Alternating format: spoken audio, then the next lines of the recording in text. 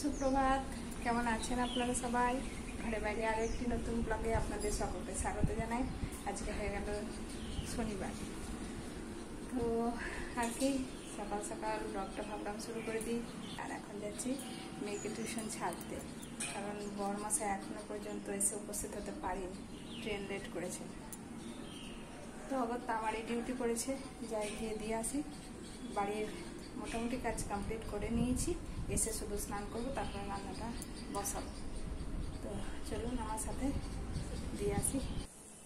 তো বন্ধুরা, এখন ঘড়িতে হয়ে গেছে 8:30, আর আমার তো ফিরতে ফিরতে 8টা বেজে গেছিলো। যখন আমি ফিরলাম তখন দেখি মায়ের স্নান হয়ে গেছে।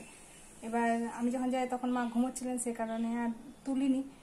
আর মা চাটা খেয়ে একটু শুয়ে পড়েন, কী আর করবেন, তো সে কারণে ঘুমিয়ে গেছিলেন।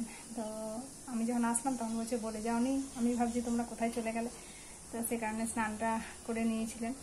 আর আমি এসে আবার তাড়াতাড়ি করে স্নান পুজো করে তারপরে ভাবলাম না, ব্লগটাকে তো কন্টিনিউ করতে হবে, সেই জন্য আবারও হাতে ক্যামেরা নিয়ে নিয়েছি।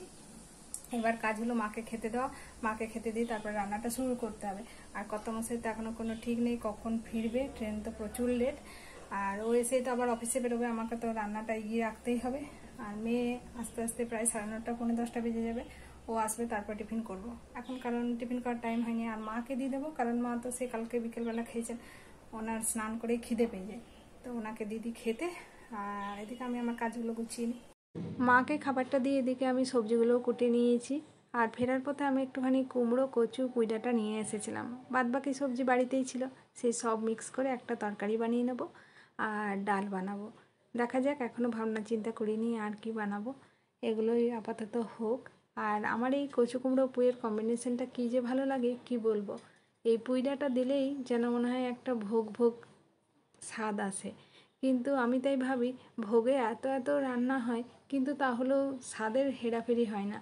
আর আমাদের বাড়িতে যতই ভালো করে রান্না করি সেই স্বাদ যেন আনতে পারি না, কেন জানি না। হয়তো ওইটা ভগবানের মহিমা, ভগবানের আশীর্বাদ থাকে, তো সেই কারণে হয়। তো যাই হোক, আমারও ভালো লাগে, মায়েরও এই তরকারিটা বেশ ভালোই লাগে। তো সে কারণেই ভাবলাম এই একটা তরকারি আজকে থাক, আজকে আর বিশেষ কিছু বানাবো না। আর এমনি আজকে দৌড়োদৌড়ি করে ভালোও লাগছে না, কারণ এই তো ফিরতে ফিরতে 8টা হয়ে গেছিলো, তারপরে এই বাড়ির কাজ করতে করতেই তো 11টা বেজে যাবে। মেয়ের আবারও দুপুরবেলা টিউশন আছে, খেয়ে দিয়ে ছুটতে হবে, সেই ছোটাছুটির জন্য আজকে আর ভালো লাগছে না। তো তাই ভাবছি আজকে এক তরকারি ভাতই খাবো সবাই মিলে। তো চলুন, আমার এই সবজিটা তো কষানো হয়ে গেছে, আর ওদিকে তো ভাতটাও বসিয়ে দিলাম।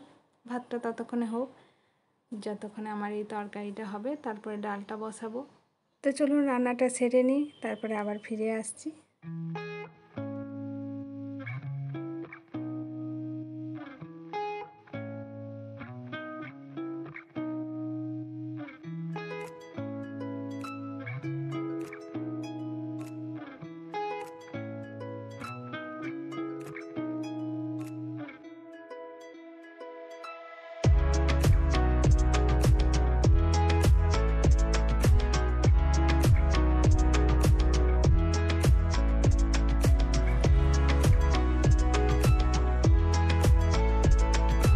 কি হয়েছে?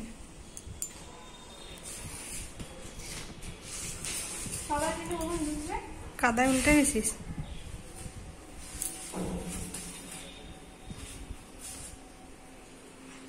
কিছু আনিসনি? কিছু হলে জানতে। ফিরতে ফিরতে তো 10:30 হয়ে গেছিলো, তো এখন রেডি হয়ে চললো অফিসে। এখন ঘড়িতে হয়ে গেছে 3টে, মেয়েকে টিউশন দিয়ে চলে এসেছি আবারও সেই মলে। আজকে যদিও আমাকে নিয়ে যেতে হবে না, বরমশাই নিয়ে যাবে অফিস থেকে ফেরার পথে, কিন্তু তাহলেও ভাবলাম একটুখানি মলে ঘুরে নিই, কারণ দুপুরবেলা খেয়ে দিয়েই বার হয়েছি, আর বাইরে আজকে গরমও আছে। ভাবলাম আর ইচ্ছে করছে না, একটুখানি মলে সময়টা কাটিয়ে নিই, তারপরে বাড়ি ফিরবো।